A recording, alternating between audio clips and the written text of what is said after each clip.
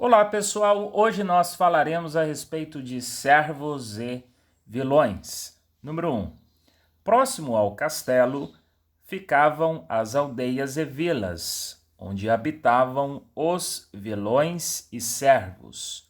Nesses locais, as casas eram modestas, geralmente feitas de madeira, palha e barro. Então, dentro do feudo, dentro de um domínio feudal, de um senhor feudal, não havia apenas o castelo. Havia também aldeias e vilas.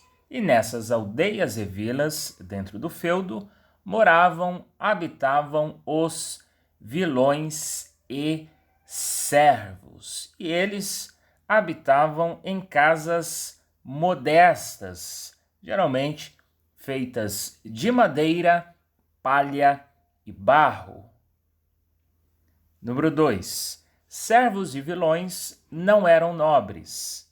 Eles formavam a maior parte da população europeia. Então, na época da Idade Média, na época do feudalismo, a maior parte da população europeia era composta dos servos e vilões. E eles não faziam parte da nobreza daquela época. Número 3. Os servos constituíam a principal forma de mão de obra, sendo responsáveis por praticamente tudo que era produzido nos domínios de um senhor.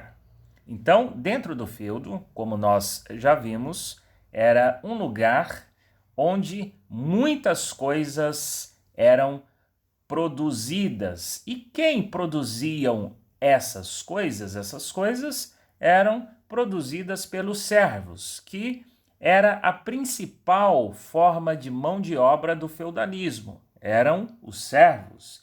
Eles, na prática, eram responsáveis por praticamente tudo que era produzido ali dentro do feudo. E entre os servos havia artesãos, pedreiros, carpinteiros e padeiros. Mas a maior parte trabalhava na agricultura, que era a principal atividade econômica na época do feudalismo. Então nós vemos aqui que entre os servos tinham várias profissões diferentes: artesãos, pedreiros, carpinteiros e padeiros. Porém, a maior parte dos servos, ali na época do feudalismo, trabalhavam na área da agricultura, que era a principal atividade econômica da época do feudalismo. Por último, número 4, os vilões eram camponeses que tinham mais liberdade que os servos.